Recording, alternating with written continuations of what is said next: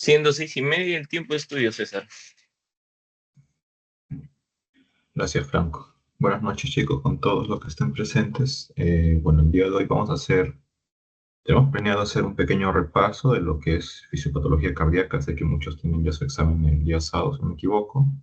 Entonces, esta hora va a ser para poder, más que todo, ayudarles a comprender, ¿no? Un poco de lo que es este gran tema, que sí es bastante amplio, pero por la premura del tiempo me hubiera gustado abarcar más, tal vez más espacio, pero bueno, he intentado condensarlo en conceptos simples, claros y de lo que más o menos podría ayudarles, ¿no? No solo a resolver el examen más allá del banqueo, es el propósito ya tanto de esta hora como del proyecto de mano mayor, es el de que ustedes puedan tener una mayor facilidad con la comprensión de estos temas gracias a los que tenemos en este caso la oportunidad de enseñarles a ustedes, ¿no? Bueno, vamos a empezar con este tema y lo que vamos a abordar hoy día básicamente son 5 patologías cardíacas, ¿sí? Lo que es arteriosclerosis, infarto de miocardio, hipertensión arterial, arritmias y falla cardíaca, ¿ok? Entonces, básicamente la dinámica del día de hoy va a ser esto. Vamos a comenzar un poquito explicando lo que es la fisiología y ya vamos a hablar de lleno de lo que son las principales características de cada patología cardiovascular, ¿no? En total son 5. Y luego, pues más o menos entre cada patología que vayamos pasando, hay unas pequeñas preguntas para que ustedes puedan un poquito ver más o menos cómo es reforzar los conocimientos y tratar, en este caso, de siempre estar activos en esta sesión, ¿no? Ok. Vamos a comenzar con el tema de la aterosclerosis. La aterosclerosis, cuando hablamos de este tema y escuchamos esta palabra, nosotros esta es conformada atero y esclerosis. Atero hace referencia a lo que es la placa ateromatosa, que ahorita vamos a ver qué es. Y esclerosis, pues hace referencia a una estrechez, ¿no? No es lo mismo aterosclerosis que una arteriosclerosis. Una arteriosclerosis es la estrechez de las arterias por diferentes mecanismos. En cambio, una aterosclerosis se definiría como una estrechez o una obstrucción de lo que es la luz arterial debido a una placa ateromatosa. ¿Y esta placa ateromatosa qué es? No es más pues que un conjunto de grasas, colesterol y otras sustancias que han sido acumuladas dentro de la pared arterial y que ahora están obstruyendo, están formando todo un obstáculo para que pase lo que es la sangre, que es justamente el contenido de la arteria, ¿no? Y recordar que esta arteriosclerosis sobre todo se da en arterias medianas y en arterias grandes. En arterias pequeñas no. En arterias pequeñas se dan otro tipo de patologías. Entonces, para recordar esto, nosotros debemos saber, ¿no? Sobre las lipoproteínas. Las lipoproteínas, como podemos observar aquí, son compuestos que contienen lo que son una capa de triglicéridos, un núcleo de colesterol y también lo que es compuestos que permiten captar lípidos de la sangre, que son las apoproteínas, ¿no? Y ustedes han visto, pues, que hay básicamente 4 lipoproteínas principales, 4 grupos principales: los kilomicrones, los VLDL, los LDL y los HDL, ¿no? Resumiendo, en definidas cuentas, el kilomicrón y el VLDL son ricos ¿en qué? En triglicéridos, mientras que el LDL y el HDL son ricos en colesterol. La diferencia es que entre la LDL y la LDL tiende más a entregar ese colesterol hacia los vasos sanguíneos, sale del hígado, pasa por la circulación y llega vía vasos sanguíneos hacia lo que son los órganos periféricos, ¿no? Mientras que la HDL, al tener, además de colesterol, también ser rico en apoproteínas, va a permitir captar estos lípidos que están en la sangre y llevarnos nuevamente hacia lo que es el hígado, ¿no? Por eso se dice, pues, que es el que limpia la sangre de lípidos, el HDL, mientras que el LDL, al estar en constante movimiento por la sangre, uno lo relaciona con el colesterol malo, ¿no? Entonces, la aterosclerosis justamente a quién tiene de estos 4, a quién tiene como protagonista es a este de aquí, al LDL. Entonces, en resumidas cuentas, lo que pasa dentro del vaso sanguíneo, ¿no? Este es un vaso sanguíneo, más o menos es como si hubiéramos tenido así un vaso sanguíneo, una arteria, y estamos enfocando esta partecita de acá, ¿ya? esta partecita de acá. Entonces, ¿qué observamos acá? Observamos acá lo que es el endotelio, observamos lo que es la capa subendotelial, y observamos ya la capa media, ¿no? Esta es la capa media, y esta es la primera capa, que es la capa íntima.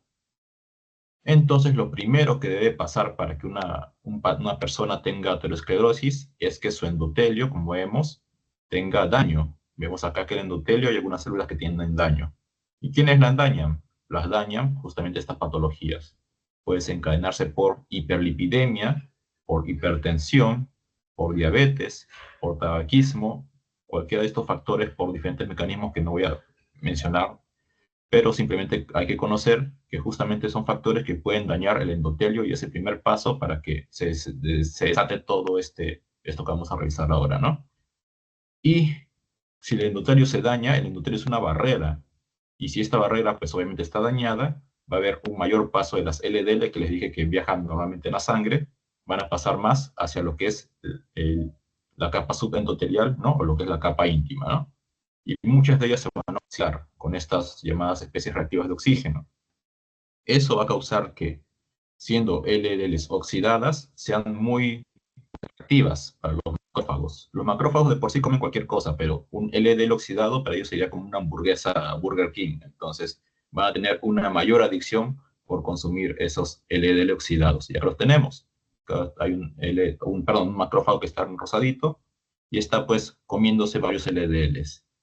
Pero como le encanta tanto a este macrófago, ¿qué va a pasar? Se va a llenar de muchas vesículas, perdón, de muchos LDL. Se va a llenar de tantas, tantas, tantas, tantas, que ya va a ser incapaz de fagocitarlas a todas. ¿Y qué va a hacer? Se va a convertir en algo que se conoce como una célula espumosa. Estoy seguro que la han escuchado ese término, ¿no?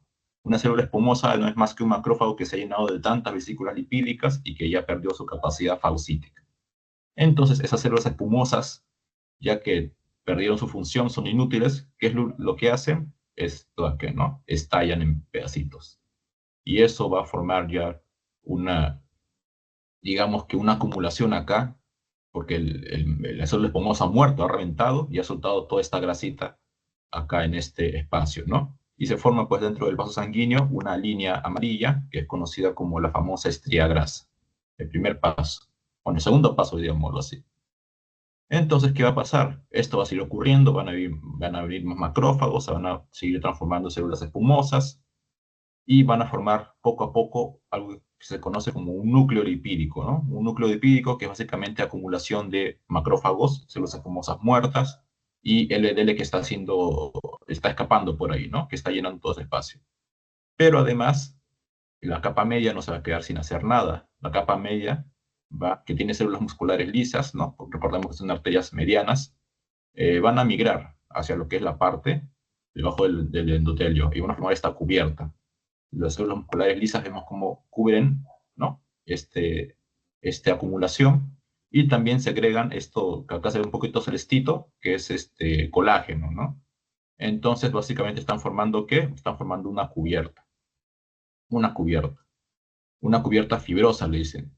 Y esta cubierta fibrosa, cuando ya tiene añadido este núcleo lipídico, que básicamente, como les digo, es macrófagos, células espumosas, linfocitos también puede haber, y LDL suelto, cuando tenemos este núcleo lipídico más la cubierta fibrosa, es cuando nosotros podemos hablar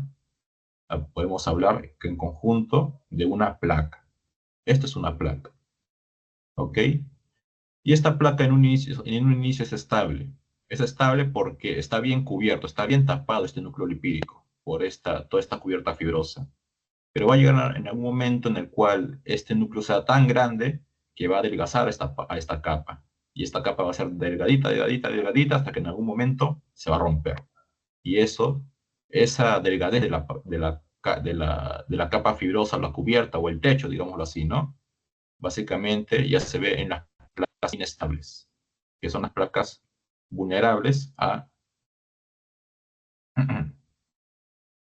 ok, que son las placas vulnerables en este caso a romperse, ¿no? Entonces ya tenemos formada nuestra placa aterosclerótica. Esa es la placa aterosclerótica. ¿Por qué es importante? Porque puede terminar de dos maneras, ¿no? o bien podría estar contenida, como lo que es una placa estable, ¿no? Donde vemos que todavía tiene una cubierta fibrosa, o básicamente ya va a ser tan grande lo que es, en este caso, el acúmulo lipídico, que va, de por sí ya va a poder estrechar lo que es la pared, ¿no? La pared del vaso. Pero en realidad esto no termina aquí. Lo que en realidad pasa es que, como les digo, al ser una placa vulnerable, es decir, cuando ya es una placa que tiene un techo básicamente ya fino y ya el núcleo lipídico está muy grande, lo que va a pasar es que simplemente va, lo esperable, ¿no? Que va a reventar. O sea, se va a salir y va a dañarse, va a quedar como que un techo roto, ¿no? Y esto, pues, ¿qué va a causar? Va a causar que, como es un endotelio dañado, vienen factores de coagulación, vienen, en este caso, agentes procoagulantes que se comienzan a liberar, como ese factor de von Willebrand. Entonces van a comenzar a ¿qué? A agregarse plaquetas, plaquetas, plaquetas, plaquetas, plaquetas, plaquetas. Y en total vamos a tener que en la luz del vaso tenemos pues una placa que ya se rompió, y tenemos plaquetas agregadas que van a formar los famosos trombos. Y estos trombos van a crecer, van a crecer, van a crecer, van a crecer, hasta que en algún momento van a obstruir completamente la luz de la arteria, ¿no? Y por la luz de la arteria ya no va a pasar sangre. Y esto va a causar algo que se conoce como el síndrome coronario agudo, que es el siguiente tema que yo también he revisado. El síndrome coronario agudo, pues, como su propio nombre lo dice, es un síndrome, es decir, conjunto de signos y síntomas, donde el principal síntoma, cuál va a ser el dolor torácico retroesternal de carácter opresivo, que se irradia a la mandíbula y al brazo izquierdo, y que también suele tener un componente vegetativo, es decir, el paciente puede sudar, puede tener, no sé si vómitos, puede faltarle el aire. Eso es lo que caracteriza al síndrome coronario agudo, ¿no? Que básicamente ya estamos entrando al mundo del infarto. ¿Y cuál es su causa? Justamente lo que estábamos revisando en ese momento, que es la aterosclerosis con una placa vulnerable, una placa inestable. Y los efectos, pues, ya básicamente de este síndrome, si es que no se trata a tiempo, una isquemia, es decir, una muerte del tejido cardíaco por una falta de flujo sanguíneo, ya que recordemos que la aterosclerosis principalmente se da en donde, o donde es más peligroso, en las arterias que irrigan al corazón, que son las arterias coronarias. Entonces, justamente, si es que el corazón no recibe sangre, va a entrar en isquemia y va a entrar en necrosis, ¿ya? Y eso es lo que más o menos vemos aquí, por ejemplo. Este dolor generalmente uno le pone como parámetro 20 minutos. Si es un dolor que cede a los 20 minutos, que para los 20 minutos, o sea, no sobrepasa ese tiempo y que simplemente tú reposas y ya te desapareció, se dice que es una angina estable, en la cual el paciente puede tener solo una placa termatosa, pero no tiene nada más. Pero si es un dolor que ya sobrepasa los 20 minutos, ya entramos en otros rubros, como es justamente un síndrome coronario agudo, donde podemos tener una placa con un trombo que deja pasar algo de sangre, o una placa con un trombo que no deje pasar nada de sangre, ¿no? Y es así que nosotros tenemos, pues, lo que son los famosos síndromes coronarios sin ST elevado y con ST elevado, ¿no? Este ST elevado es justamente lo que se pide cuando estos pacientes vienen con este dolor más de 20 minutos, que no sea de reposo, que no sea con nitratos, justamente se les indica lo que es el EKG, ¿no? Y en el EKG ustedes recuerdan pues lo que son la onda P, el complejo QRS, la onda T, y este segmento entre el QRS y la T es el segmento ST. Si este segmento se baja, se dice que es un segmento ST no elevado. Y si este segmento está alto respecto a su basal, se dice que es un segmento ST elevado. Entonces la diferencia va ahí, ¿no? En el EKG. Si ustedes encuentran que es un segmento ST que no está elevado, podrían pensar en dos cosas: una angina inestable o un infarto de miocardio ST no elevado, ¿no? Pero justamente lo que lo diferencia acá es que en los infartos siempre hay, o bueno, en la mayoría de casos, hay siempre no es algo verídico, ¿no? En la mayoría de casos hay lo que es enzimas miocárdicas, o sea, enzimas miocárdicas que ya se liberan producto de lo que es el daño, ¿no? El daño miocárdico.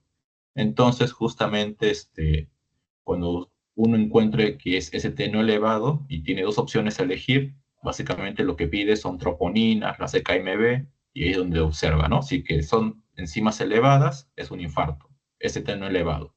Y si es que no, pues era simplemente una angina inestable, que se trata de otra forma.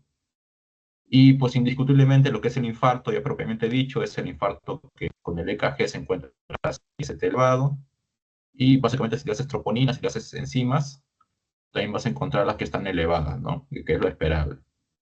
Entonces, justamente ese es el infarto transmural, ¿no? O también le dicen el infarto agudo de miocardio, EST elevado.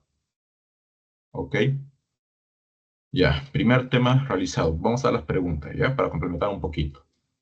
A ver, esta pregunta es de hace ya buen tiempo, pero nos dice, la placa de ateroma, vulnerable o inestable, ¿no? Lo que estaba diciendo. Presenta las siguientes características. Y acá estamos. A ver, si es que pueden prender sus micrófonos, normal, pueden participar, ¿ya? Dice, núcleo lipídico grande con capa fibrosa gruesa, pequeño núcleo lipídico, ausencia de células inflamatorias o núcleo lipídico grande con capa fibrosa delgada. ¿Cuál creen que es la respuesta? La D, la D, la D. La de, Exactamente, ¿no? Exactamente, porque es una placa que tiende a romperse porque tiene un techo delgado, que es la capa fibrosa, y es justamente porque ha aumentado el núcleo, ¿no? Está grande de tamaño. Muy bien. Ya, esta es una pregunta un poquito ya de especialidad, pero la quise meter porque no encontraba otra pregunta, ¿no? Pero más que todo aquí lo que destaco pues es la clínica, ¿no? Miren cómo el paciente infartado viene, para que vean que no, la teoría no es por las puras. Varón de 59 años, acude por dolor torácico, opresivo, de inicio súbito, desde hace 30 minutos, es decir, que estamos entrando a lo que es una angina inestable o un infarto, ¿no?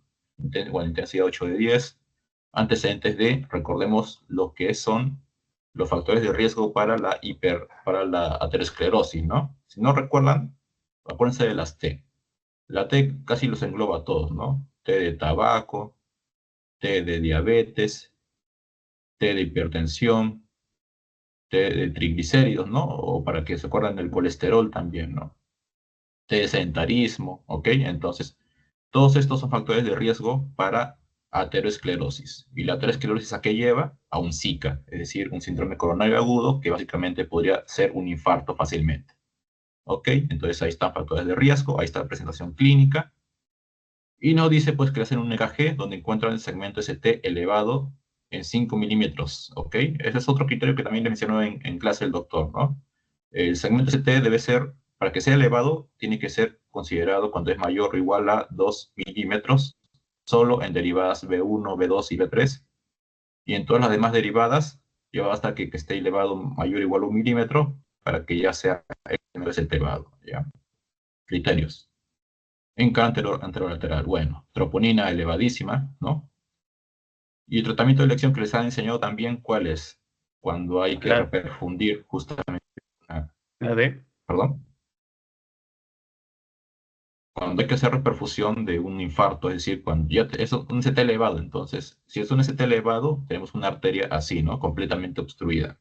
Entonces, hay que, uno, aspirar el trombo, y hay que, en este caso, esta arteria como está estrecha, hay que digamos, hay que meter por acá un stent, que es un globito, para que esta arteria pueda estar permeable, ¿no? Entonces, esto se realiza con un procedimiento que nosotros denominamos la angioplastía coronaria, ¿ya? Si lo mencioné en su clase, más o menos ahí se lo recuerdo. O la ACTP, que es una terapia, una buena terapia de reperfusión, la mejor si es que se tiene a disposición, ¿ok? La angioplastía coronaria. Es un dato nomás, no tiene que ver mucho con fisiopatología, ¿ok? Entonces no hay problema, chicos. No creo que, solo para recordar unos conceptos. Ok, a ver, vamos con hipertensión arterial. La hipertensión arterial se define como el aumento sostenido de la presión arterial sistólica y diastólica, ¿no? Son tantos factores que elevan la presión arterial que realmente no por una vez que se nos suba es que somos hipertensos, sino que como dice acá, que la definición es que debe ser un aumento, pero sostenido. Eso sí es hipertensión arterial. Y son varios factores, como les digo, ¿no? La presión arterial, recuerden que es igual al gasto cardíaco por la resistencia vascular periférica. Entonces, cualquier factor que altere el gasto cardíaco o que altere la resistencia vascular periférica, pues indudablemente va a elevar la presión arterial, ¿no? Por ejemplo, ¿qué factores me pueden aumentar el gasto cardíaco? O sea, el volumen de sangre que mi corazón maneja, ¿no? Por ejemplo, una mayor llegada de volumen de sangre, por ejemplo, el sodio, ¿no? ¿Qué es el sodio? El sodio es algo, es una partícula osmóticamente activa, es decir, mientras más sodio haya, más agua va a jalar. Entonces, si consumimos más sodio, pues más agua va a haber dentro de nuestros vasos sanguíneos y por lo tanto va a aumentar la cantidad de líquido dentro de nuestros vasos sanguíneos y por lo tanto, ¿no? Aumentaría el gasto cardíaco y por lo tanto la presión arterial. Ahí está. Ello causa aumento de sodio. Ya sea por ingesta o ya sea por retención. ¿Qué hormona nos retiene el sodio? La aldosterona, ¿no?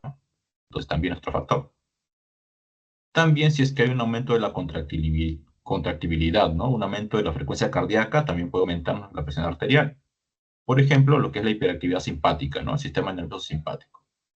Es decir, catecolaminas, adrenalina, noradrenalina, también, ¿ya? También podrían aumentar lo que es la resistencia vascular periférica. ¿Quién? El mismo sistema nervioso simpático, ¿no? Que lo está señalando. El famoso sistema RAS, renina, angiotensina, aldosterona, que es justamente la angiotensina 2, un vasoconstrictor bastante potente, ¿no? Que justamente va a aumentar la resistencia periférica y por lo tanto que va a aumentar la presión arterial otra vez, ¿no? Y la aldosterona, pues que básicamente ya aumenta la presión por este mecanismo de acá, ¿no? De retener sodio. Y mecanismos, pues, que tienden a bajar lo que es la resistencia periférica, por ejemplo, lo que son las prostaglandinas, por ejemplo, lo que es el famoso péptido natriurético, tienden a vasodilatar y esto sí bajarían lo que es la presión arterial, ¿no? Porque bajan la resistencia periférica. Solo para mencionarlo más. Bueno, el año pasado sí vino una pregunta de clasificación de presión arterial, ¿ya? Pero en este año dudo que venga porque el doctor veo que les ha facilitado una clasificación mucho más cómoda. Entonces, como que la respuesta es muy fácil. Antes sí nos enseñaron de los grados de hipertensión arterial, ¿no? Ahora creo que nos han mencionado simplemente esta tabla, ¿no? Que según la Guía Europea de Cardiología tenemos tres criterios: presión arterial normal o no elevada, presión elevada e hipertensión. No elevada o normal, presión sistólica menos de 120 y presión diastólica menos de 70, ¿no? Entonces, la hipertensión básicamente se consideraría cuando la sistólica es mayor o igual de 40 y o la diastólica es mayor o igual de 90. Y lo que queda en el medio es presión arterial elevada, ¿ok? Entonces, básicamente es la clasificación nueva, en la cual también las guías de manejo, de tratamiento también simplemente hacen estos tres criterios, ¿ya? Presión arterial normal, elevada e hipertensión. Entonces, bastante fácil. Les enseñaron también lo que es la presión arterial primaria y secundaria. ¿Cuál es la diferencia? Que la primaria básicamente son factores de riesgo, que tienen que ver mucho con los estilos de vida. Consumes mucha sal, hipertensión primaria. Obeso, hipertensión primaria. Sedentario, hipertensión primaria. Poca actividad física, hipertensión primaria. En cambio, en hipertensión secundaria, aquí hay enfermedades. Enfermedades ocultas que tienden a subir la presión arterial. Por ejemplo, una estenosis de la arteria renal, por ejemplo, una coartación de la aorta, un tumor, por ejemplo, ¿no? Feocromocitoma, un hiperaldosteronismo. Entonces, esa es la diferencia. Y para ser más detallosos, pues la principal es la primaria, ¿no? La que todos tienen por sus factores de riesgo modificables, que suele aparecer entre los 30 y 50 años y que, como mencioné, son dados por factores de riesgo.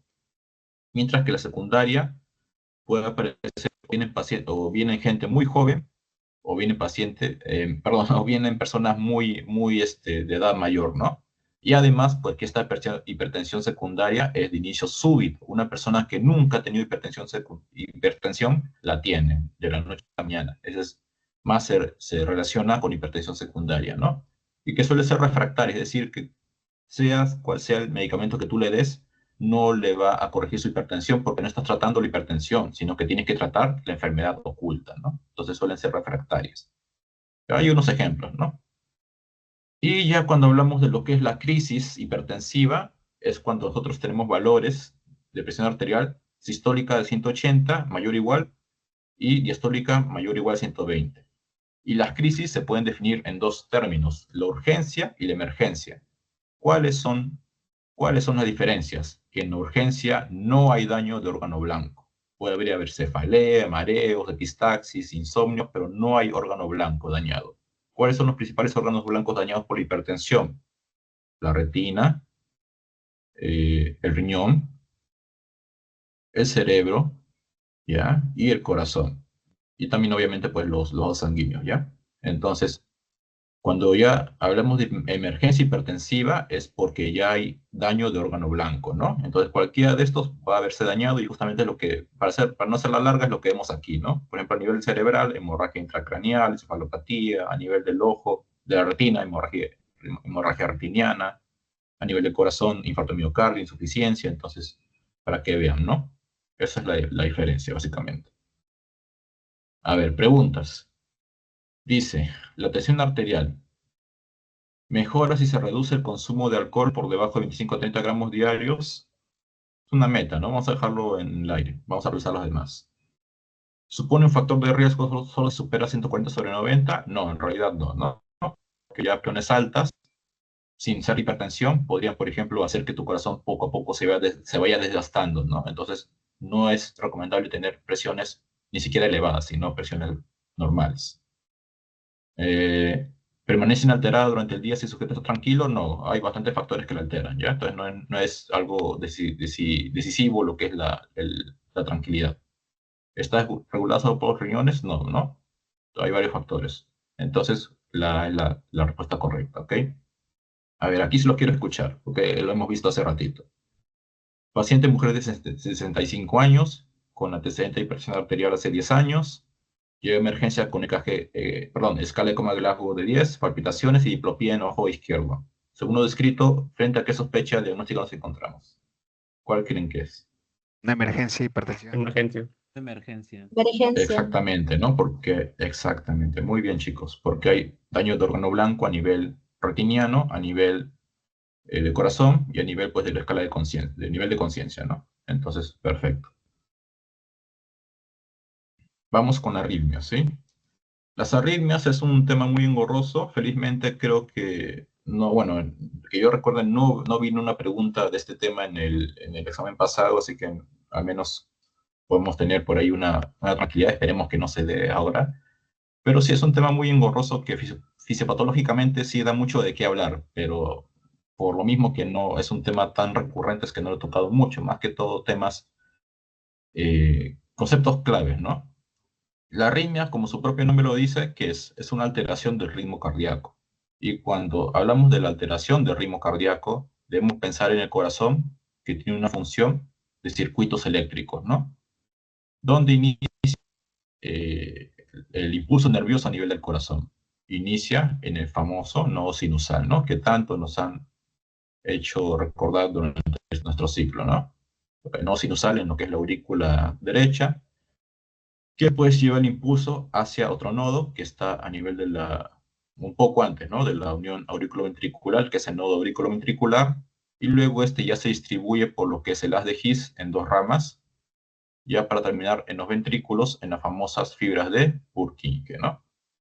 Entonces, el nodo sinusal es nuestro marcapaso, es el que decide que nuestra frecuencia cardíaca normal es de 60 bien, ¿ya?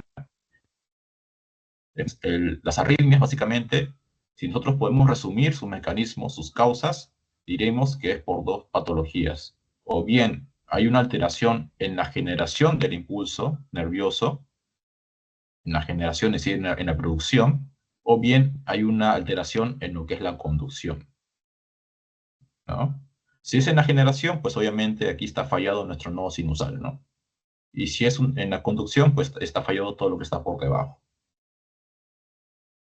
Y es lo que vemos aquí un poquito, ¿no? Los mecanismos. Cuando ustedes les hablan de estos mecanismos, bueno, antes de mencionar esto, quisiera un poquito recordar lo que es la fisiología, ¿no?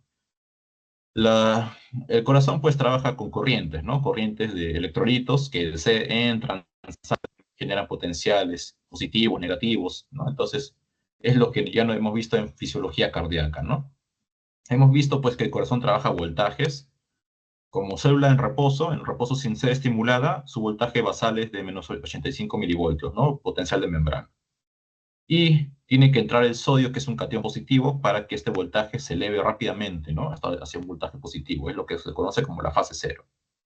Hasta un punto llega a positivizar este voltaje, hasta que ya deja de hacerlo, y ese pico justamente comienza a bajar. ¿Por qué comienza a bajar?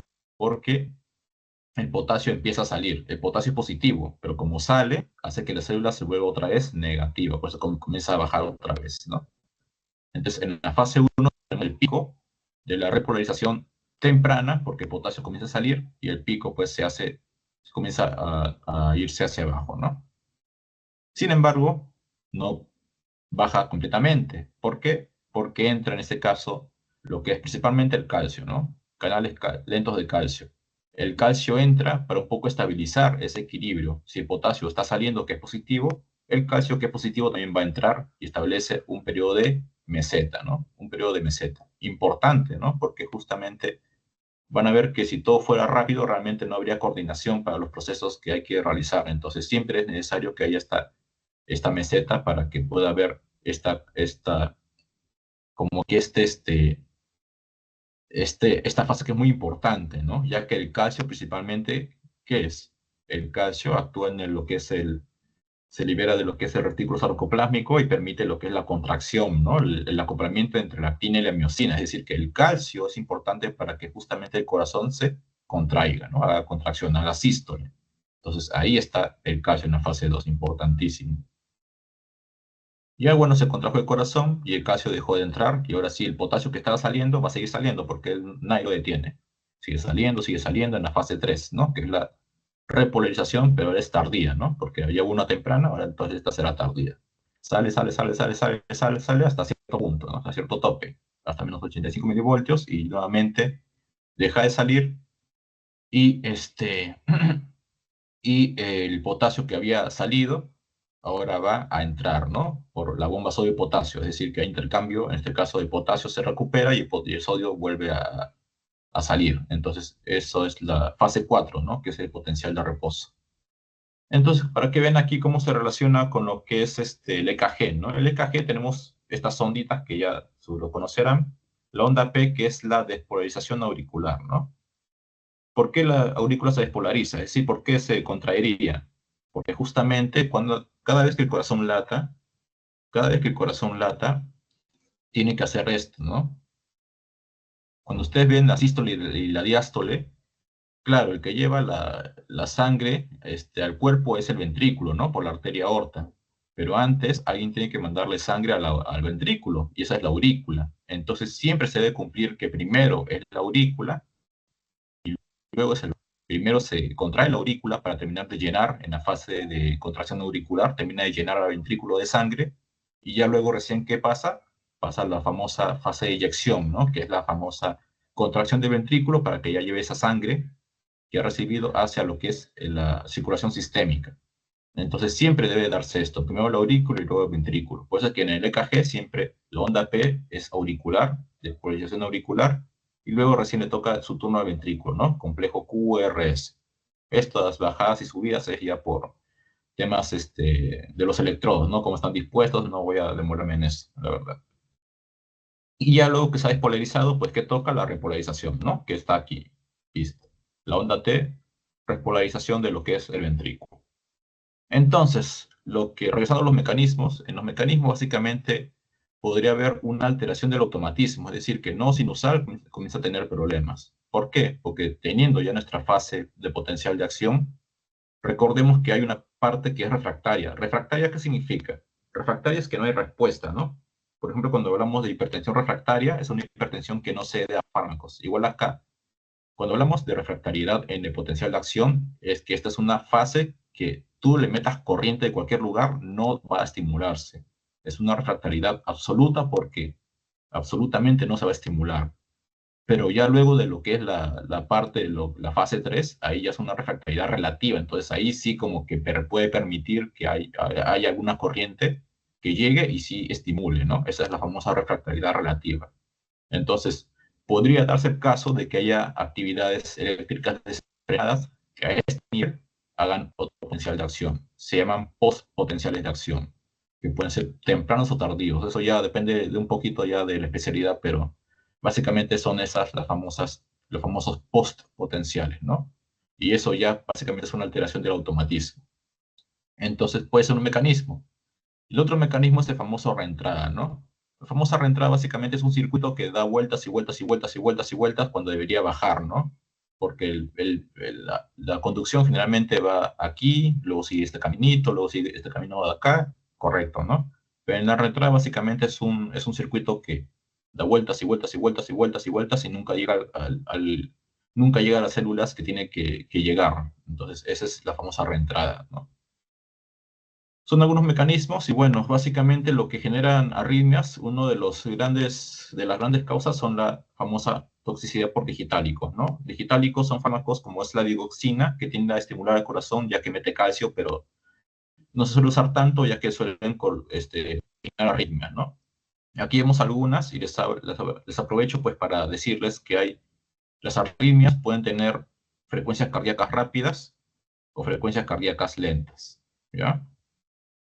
Es decir, si es una frecuencia cardíaca rápida, mayor de 100, si hablamos de taquiarritmias. Y si es una frecuencia cardíaca lenta, hablamos de las bradiarritmias. Por ejemplo, ¿qué arritmias tenemos en bradiarritmias con frecuencias cardíacas súper bajas? Los famosos bloqueos, ¿ya? Los bloqueos auriculoventriculares, por ejemplo. Mientras que ya cuando hablamos de las famosas taquiarritmias, ahí sí hablamos de lo que es la fibrilación auricular, de lo que es el flúter auricular, de lo que es la taquicardia ventricular.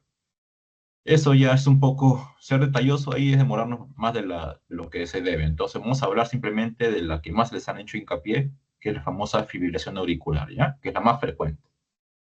La fibrilación auricular, como su propio nombre lo dice, el problema es el de la aurícula. ¿Qué pasa con la aurícula? La aurícula, como les mencioné, debe contraerse. ¿Para qué? Para botar sangre al ventrículo, y el ventrículo luego le toca contraerse y botar sangre al cuerpo, ¿no? En la fibrilación auricular, esta aurícula está demasiado excitada, está súper excitada, y lo que va a hacer justamente es comenzar a despolarizarse y despolarizarse y despolarizarse y despolarizarse, pero va a hacerlo a una velocidad tan grande que va a perder esa sincronía con el ventrículo y básicamente se va a despolarizar sin que le importe el ventrículo. Entonces vamos a ver que dentro del EKG van a haber, en vez de haber ondas P, van a haber varios signos de despolarización auricular, pero que realmente no conducen ventrículos, muchos de ellos, ¿no? Esas son las famosas ondas F. La onda P siempre se considera cuando le sigue un QRS. Pero estas ondas F, como ven, hay varias que no conducen un QRS, ¿no? Entonces son las ondas F. Entonces eso es uno de los criterios más significativos de la fibrilación auricular, ¿no? Que es que no hay ondas P, pero sí hay ondas F. ¿Qué más? Como es una aurícula que se estimula solita y se estimula y se estimula y se estimula, la frecuencia cardíaca suele ser alta, ¿no? Pues es que es una taquiarritmia. 350 a 600 latidos por minuto. Y pues que hay una respuesta ventricular irregular, ¿no? Es decir, que los ventrículos, a algunos les llega la señal, mira como este de acá, a este de acá le llegó rápido, pero este de acá se demoró, ¿no? Entonces, ¿eso qué va a causar? Que haya complejos CRR, es decir, que haya una frecuencia irregular, porque no todo el espacio entre los cuadraditos del EKG son iguales. Entonces, esa es otra característica de la fibrilación auricular, que los complejos RR son irregulares o la frecuencia es irregular, es alta y es irregular, ¿no? Entonces, eso se puede ver en el EKG, ¿no? Es la más frecuente, factores, pues, hay algunos no modificables como es la edad, modificables como la hipertensión, la obesidad, estenosis mitral también podría causar. La clínica puede ser asintomática, y si es sintomática, pues, recordemos que si es una taquiarritmia, ¿qué podría causar? Taquicardia, palpitaciones, disnea, ¿no? Por agotamiento, justamente, de tanta sobreestimulación. Y también como no le lleva sangre al ventrículo, y el ventrículo no tiene que botar, podría darse hipotensión, ¿no? Hasta llegar a un shock incluso. Entonces, es importante eso, ¿no? Solo con la fisiopatología, con entender cómo funciona la fibrilación auricular, ya por sí sale el clínico. Y las complicaciones, acá son interesantes. Si es una aurícula que está latiendo a su ritmo, al ritmo de ella sola, la sangre, ¿dónde está? ¿Le está pasando? No lo está pasando, se está estancando en la aurícula, ¿no? Y si se estanca, ¿qué pasa con sangre que se estanca? Se coagula, hace trombos, y ese trombo en algún momento va a viajar a ventrículo y en algún momento va a viajar por la aorta hacia el cerebro, por ejemplo, y puede formar un ACV isquémico, una embolia cerebral. Entonces, las complicaciones por la coagulación de la sangre que no avanza en la fibrilación auricular, justamente la mortal, es la tromboembolia sistémica, ¿no? O simplemente la formación de émbolos, que pueden viajar y pueden ser fatales. Y también está hablando de la clasificación. Hay fibrilaciones auriculares paroxísticas, persistentes y permanentes, ¿no? Paroxístico es sinónimo de súbito. Entonces, son fibrilaciones auriculares que duran menos de 48 horas generalmente. Las persistentes son las que pues persisten en el tiempo, ¿no? Duran más de 7 días, que es justamente el punto de corte, hasta un año. Y las permanentes, básicamente, ellos son pacientes con fibrilación auricular que ya no cede a los fármacos convencionales, a la cardioversión tampoco suele tener éxito, entonces ya se deja como su basal del paciente, ¿no? Ya son fibrilaciones auriculares que duran más de un año, ¿ya? Como les mencioné, no hay preguntas que recuerde, entonces más o menos acá para no dejarles en blanco de igual manera. Bueno, la respuesta ya saben, ¿no? Pero más o menos para revisar lo que es el caso. Dice, mujer de 35 años acude a emergencia por presentar bruscamente palpitaciones, fatiga y disnea. Antecedentes, ni episodios similares, no hay fiebre, no hay pérdida de peso. Examen físico, está ansiosa, pálida, polipneica, ¿no? Presión arterial 130/80, bueno. Frecuencia respiratoria, ok, 28. Y supongo que esto es pulso, ¿no? Ah, no. Bueno, vamos a decir, bueno, frecuencia de pulso 100 es arrítmico y frecuencia cardíaca 120 por minuto, ¿no? Recordemos que siempre hay que verificar si es que el latido del corazón se corresponde con el pulso, a veces no se da. Entonces, por eso es que hay esa variación. Y los ruidos cardíacos son arrítmicos, ¿no? No hay soplos. Entonces, bueno, el tema que hemos revisado es fibrilación auricular, pero hay que igual fundamentarlo, ¿no? ¿Cuál era la clínica? Básicamente, un paciente con todo lo que es la clínica de una taquiarritmia, es decir, que hay palpitaciones, hay en este caso agotamiento del corazón, ¿no? El ventrículo no recibe sangre y por lo tanto no llega buena sangre a lo que son los órganos, por lo tanto el paciente se va a sentir débil, se va a sentir con fatiga, con disnea, y va a estar en este caso con estas arritmias, ¿no? Entonces vemos que sin ver el EKG, básicamente por ser la más frecuente, nos orientamos a lo que es la fibrilación auricular, ¿no? La frecuencia cardíaca relativa, dije que era 350 a 600, pero no, realmente la clínica es lo que más la clínica y la frecuencia, ¿no? La incidencia de esta arritmia es lo que más hizo que fuera la respuesta en este caso. Ok, vamos a terminar con lo que es falla cardíaca. Bueno, en la falla cardíaca, si en la arritmia vimos el trabajo del corazón como sistema eléctrico, en la falla cardíaca vamos a ver al corazón como una bomba que conduce la sangre hacia tuberías, ¿ya? Entonces, la falla cardíaca básicamente es la incapacidad del corazón para llevar sangre hacia los órganos, ya que hay una falla de esta bomba cardíaca. Recordando, pues, lo que es la presión arterial, que es igual al gasto cardíaco por la resistencia vascular periférica, y que el gasto cardíaco es igual al volumen sistólico por la frecuencia cardíaca. Si el corazón, por X motivo, un infarto, una cardiomiopatía dilatada, no está llevando buena sangre a los tejidos, eso se evalúa con algo que se denomina la fracción de eyección, ¿ya? La fracción de eyección, ¿qué es? Es el porcentaje de sangre que el corazón debe eliminar para que los órganos sean bien perfundidos. Y ese porcentaje de sangre, ¿cuánto debe ser? Debe ser al menos más del 50% de lo que el corazón se llena. Por ejemplo, si mi corazón en la diástole llegó a llenarse hasta 100 mililitros, ¿cuánto debería botar? Al menos 50, ¿no? Al menos 55. Entonces, eso es la fracción de eyección, ese porcentaje. Y justamente en la insuficiencia cardíaca, ese porcentaje tiende a bajar. Y si tiende a bajar es porque el corazón, por X motivo, no está botando buena cantidad de sangre y por lo tanto mis órganos van a sufrir, ¿no? Entonces, hay fallas cardíacas con fracciones de eyección bajas, sí, es verdad, pero también hay fracciones de eyecciones, fallas cardíacas con fracciones de eyecciones normales, ¿no? ¿Por qué? Porque hay algunos corazones, pues, que tienden a crecer el músculo, ¿no? Por ejemplo, acá está el músculo del corazón, y este músculo, por X motivo, por ejemplo, una hipertensión, hace que el ventrículo trabaje más, ¿no? Y se engrose. Entonces, puede que tenga la suficiente fuerza para inyectar buena cantidad de sangre, pero no se va a llenar tan bien. Y como no se llena tan bien, el volumen de sangre en el cual va a trabajar va a ser menor, ¿no? Entonces, justamente eso hace que sea una falla cardíaca, fracción de eyección preservada, ¿no? Bueno, entonces básicamente la falla cardíaca, ¿qué está disminuido de estos parámetros? el gasto cardíaco, ¿no? El gasto cardíaco. Y justamente va a haber sistemas compensadores. ¿Qué sistemas compensadores vamos a tener? Un sistema compensador que me eleve la frecuencia cardíaca. ¿Quién me va a elevar la frecuencia cardíaca? El sistema nervioso simpático. Adrenalina, noradrenalina, ¿ok? Ahí va un sistema compensador. Eso siempre preguntan. ¿Qué otro sistema compensador? ¿Quién me eleva la resistencia vascular periférica? Lo mencionamos antes, ¿no? El sistema renina-angiotensina-aldosterona. ¿Por qué se elevan? Porque justamente buscan corregir este déficit, ¿ya? Este déficit. Entonces se elevan para tratar de corregirlo. Son mecanismos compensadores, pero que a la larga van a estimular lo que es la fibrosis, la remodelación cardíaca, lo cual es peligroso ya que el corazón, si es que sigue con esta condición, va a convertirse en tejido fibrótico, que ya no es músculo y por lo tanto va a ser insuficiente para latir como se debe. Entonces, eso es peligroso. Y también tenemos otro mecanismo compensador, que este sí es mucho mejor, que es es el péptido natriurético, ¿no? Que justamente tiende a lo que es la vasodilatación, disminuye lo que es la fibrosis, disminuye lo que es la hipertrofia, ¿no? Disminuye lo que es el sistema RAS. Entonces, este es mucho mejor, ¿no? Este sistema de acá. Entonces, aquí ya vemos tres sistemas compensadores.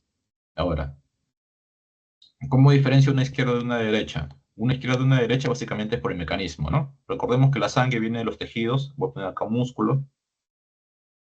Acá está un músculo. Me pasa un hueso, una pierna de pollo, pero ya no importa. Viene la sangre por las venas cavas, ¿no? Viene sangre oxigenada. Entra a la aurícula derecha, entra al ventrículo, aurícula derecha, ventrículo derecho, y luego pasa hacia los pulmones, ¿no? Por la arteria pulmonar. Llega hacia los pulmones. Ahí se oxigena la sangre y luego regresa ¿por dónde? Por las arterias pulmonares, ¿no? Hacia lo que es la aurícula izquierda, ventrículo izquierdo, y ya sale por la aorta, ¿no? Para irse nuevamente hacia los tejidos.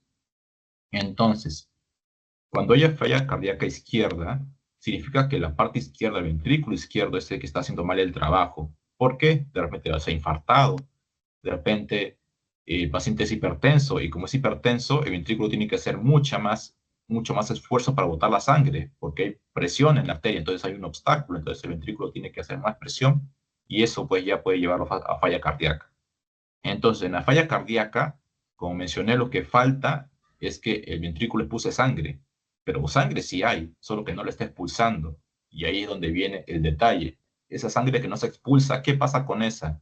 Se guarda, se contiene, y esa sangre contenida tiende a aumentar la presión, no solo en el ventrículo izquierdo, también en la aurícula izquierda y también en los capilares que llegan al pulmón. Y si hay gran presión en los capilares pulmonares, por presión hidrostática, la sangre, ¿no? Como el vaso es permeable, la sangre puede escaparse ¿hacia dónde? Hacia los alvéolos, que son los que hacen el intercambio gaseoso. Y los alvéolos se llenan de sangre, bueno, se llenan de líquido, ¿no? Y ahí está la famosa disnea paroxística nocturna, que es cuando el paciente se acuesta en cuestión de horas, básicamente por lo que es la circulación, la reperfusión, va a terminar congestionando los alvéolos y va a levantarse porque le falta el aire por esta congestión pulmonar.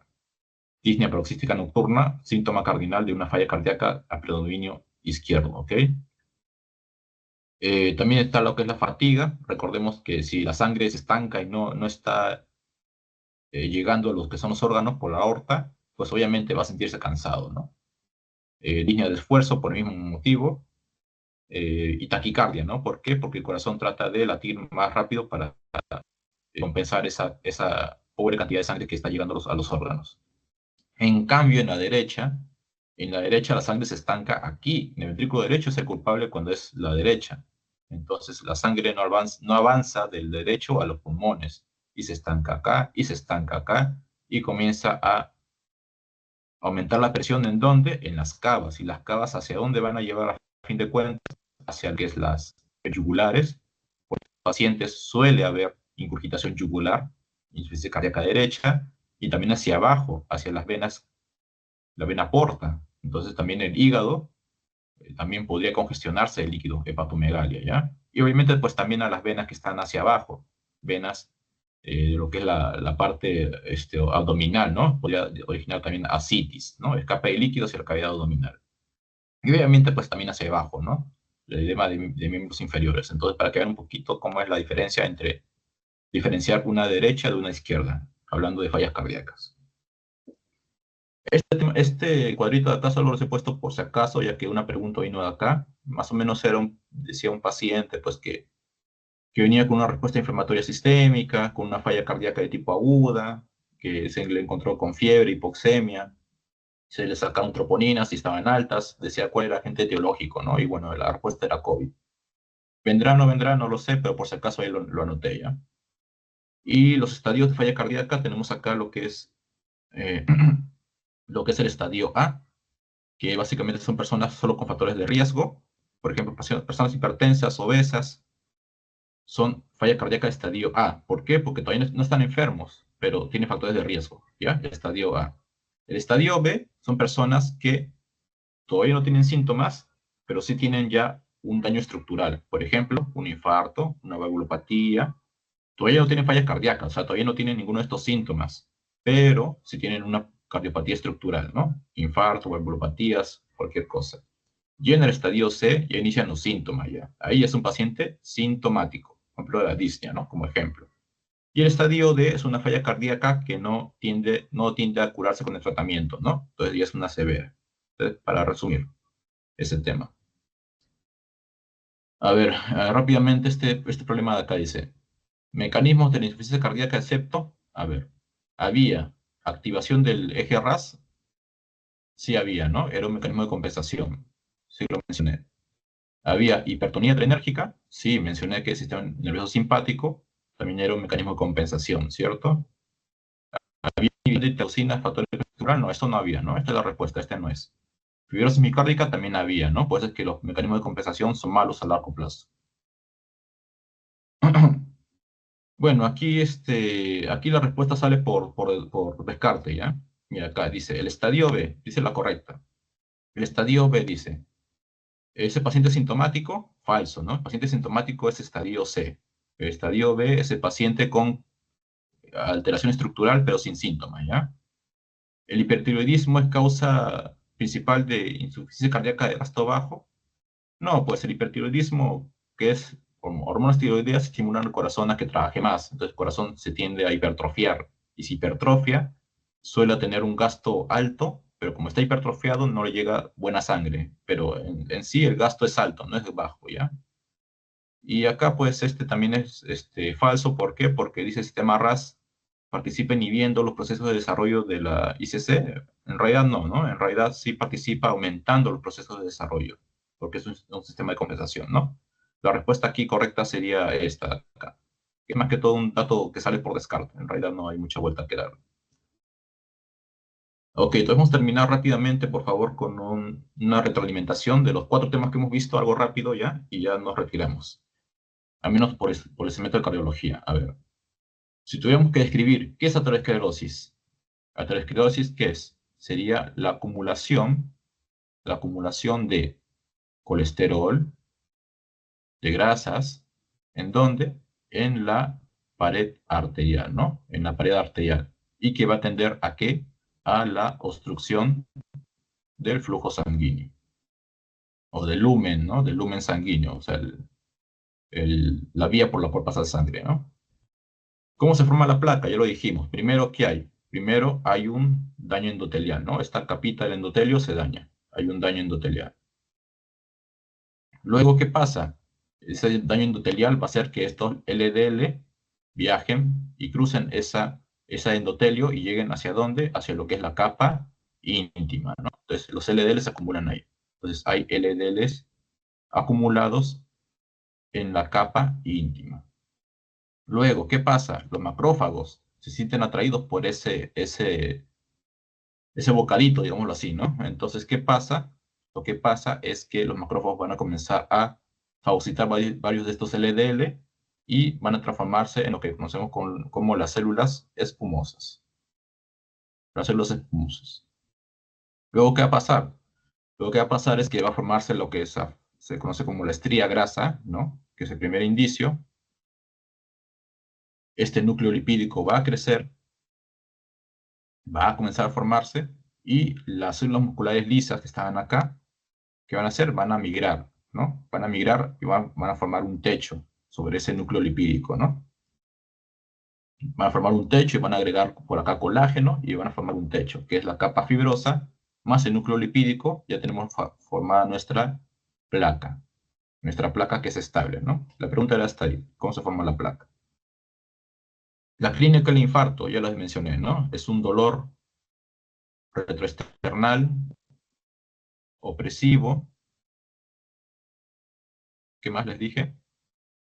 Que se puede irradiar, ¿no? Hacia lo que es el lado izquierdo, irradiado hacia lo que es el lado izquierdo, que podría tener síntomas neurovegetativos, como es, por ejemplo, las náuseas, los vómitos, el sudor intenso, la diaforesis, ¿no? ¿Y cómo se diagnostica un infarto? Es que este dolor tiene más de 20 minutos, se le hace un EKG. En este EKG puede botar dos cosas: ST elevado o ST no elevado. Si es un ST elevado, no hay vuelta que darle, es un infarto agudo de miocardio. Si es un ST no elevado, hay que hacerle una prueba más, que es la enzima cardíaca, ¿no? Las enzimas, las troponinas, la troponina se la hace, ¿no? Si las troponinas salen positivas, es un infarto agudo de miocardio, ST no elevado. Este era ST elevado, ¿no? Él le puso su apellido. Y si es enzimas negativas, pues es una angina inestable. Angina inestable, ¿ya? ¿Cómo se maneja un infarto? Se maneja principalmente con lo que es la angioplastía coronaria transpercutánea. Y ya si es que se tiene, también se puede manejar con lo que es la fibrinólisis, ¿no? Que es el famoso alteplase, que rompe el trombo para que él pueda reperfundir la sangre. ¿Qué es la hipertensión arterial? Es la elevación sostenida de la presión arterial, ¿ya? De la presión arterial. ¿Hablamos de esto? No hablamos, ¿no? ¿Qué es la hipertensión de bata blanca? Es una hipertensión alta de 140/90, encontrada ¿en dónde? En consultorio. Mientras que en casa, en el hogar, es una presión arterial normal, ¿no? Presión arterial normal. Esto es el síndrome de bata blanca. Entonces, para ellos, estos pacientes se les hace un mapeo ambulatorio para que puedan descartarse esto, ¿no? ¿Y qué es una hipertensión refractaria? Es una hipertensión que no cede, que no se corrige, habiendo usado ya tres fármacos, siendo uno de ellos un diurético, ¿no? Un diurético como una tiazida. Es una hipertensión refractaria. Entre hipertensión primaria y secundaria, ¿cuál es la diferencia? La primaria tiene que ver con factores de riesgo, sobre todo. Sedentarismo, obesidad, mal estilo de vida. La secundaria, hay una enfermedad subyacente. La primaria, sobre todo en pacientes entre 30 y 50 años, el inicio es progresivo, ¿ya? En cambio, la secundaria, el inicio es súbito, pacientes muy jóvenes o muy adultos, y el inicio es súbito. ¿Qué enfermedades me pueden dar hipertensión secundaria? El feocromocitoma, el hiperaldosteronismo primario. ¿Qué más? La coartación de la aorta, ¿ya? La estenosis de la arteria renal, ¿ya? Entonces son varias enfermedades, ¿no?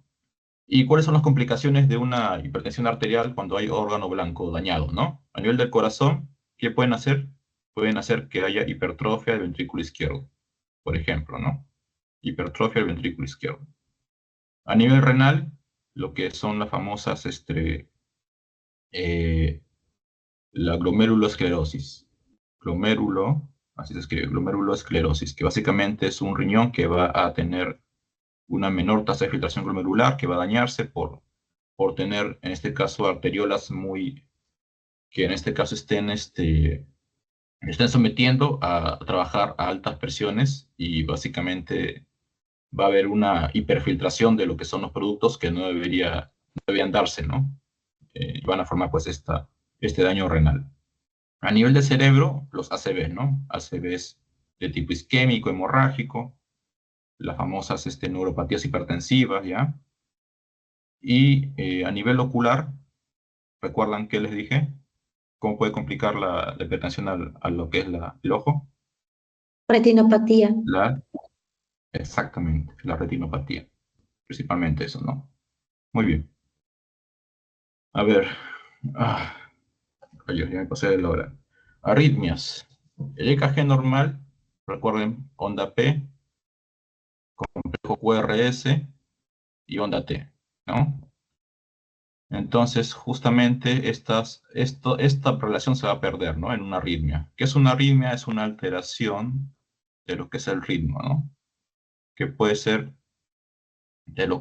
por dos mecanismos.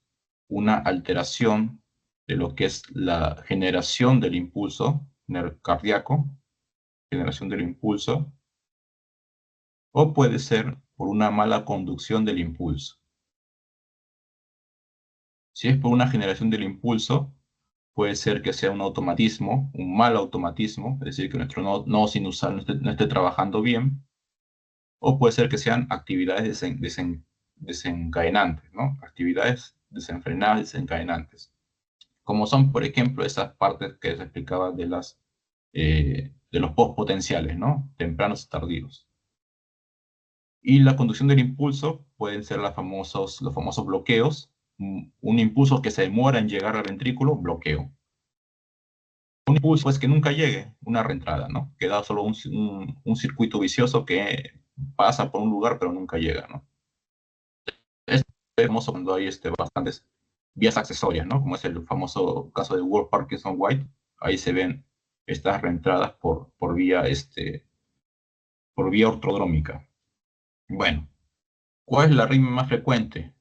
Es la fibrilación auricular. Ya, factores de riesgo, como mencionaba ahí, ¿no? Lo que es la edad, la hipertensión arterial, la genética, claro está, valvulopatías, ¿no? ¿Cuál era la valvulopatía que la generaba? Especialmente la estenosis mitral. Factores de riesgo modificables, la obesidad, el tabaquismo también, el sedentarismo, ¿ya? Signos y síntomas de la fibrilación auricular podría ser pocos síntomas, pero si tiene síntomas, principalmente lo que es las palpitaciones, lo que es la taquicardia, lo que es en este caso la disnea, y ya cuando estamos hablando de un ventrículo que no está llevando sangre por culpa de la aurícula que está ahí toda loca, hablamos ya de lo que es de un shock, ¿no? Un posible shock, presión arterial baja. ¿Cómo se ve en el EKG? Así se veía, ¿no? Básicamente eran complejos QRS que no tenían ninguna relación, algunos sí conducían, otros no conducían, entonces esto se ve. ¿Qué se ve? Que no hay onda P, pero sí hay onda F.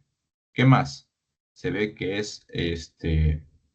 que la frecuencia cardíaca está muy elevada, ¿no? Está elevada, no voy a ponerle valores, es una taquicardia. ¿Qué más se veía? Que el intervalo RR era irregular, ¿no? Era irregular.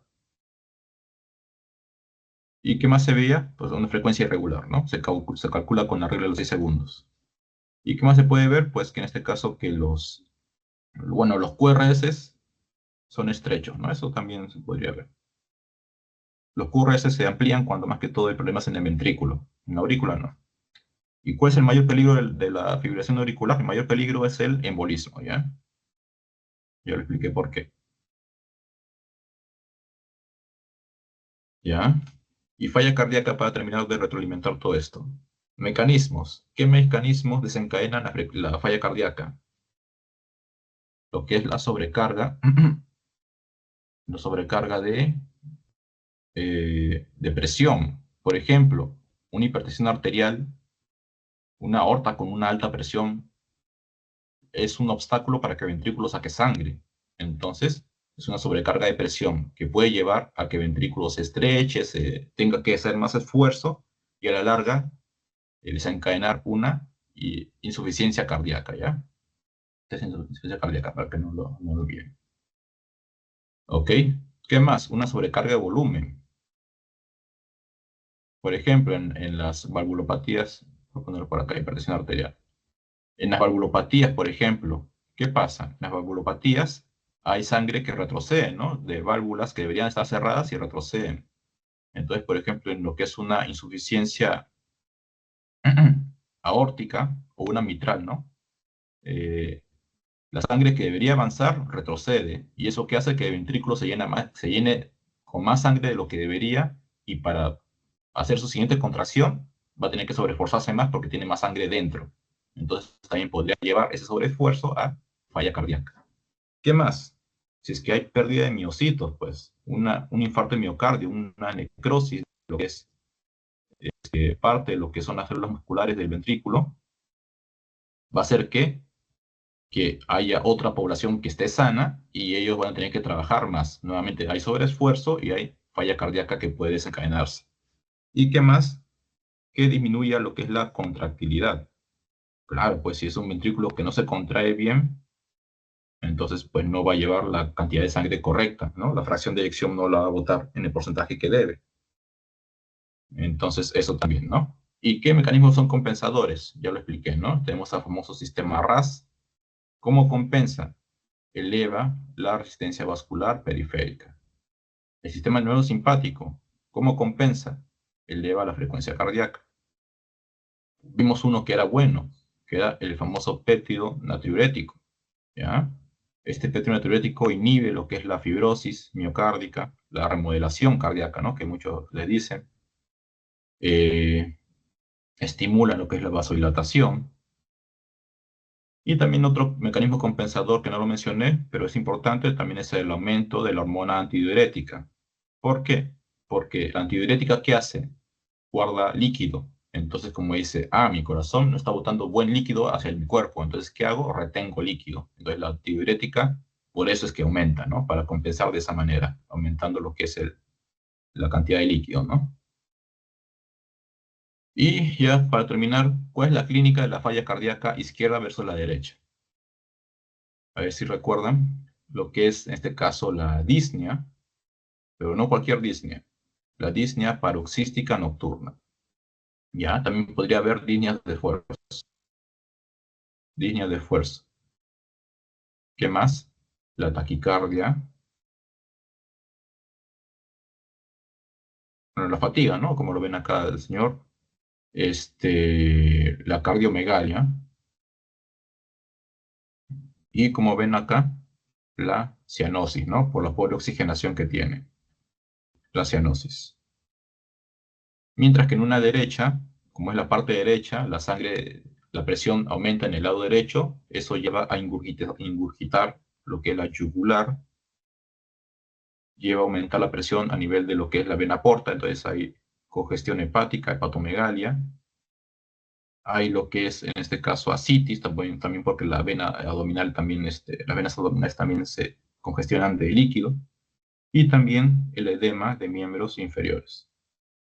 ¿Ya? Entonces, solo para recordar, esto último es un agregado, más que todo para recordar y sentar los conceptos claros que deben saber sobre esta patología, ¿ya? Entonces, espero que esta un poco más de una hora haya sido de su utilidad, de su provecho, y les deseo a todos buena suerte, éxitos para su examen. Gracias por escuchar. Al contrario, gracias a ti, César.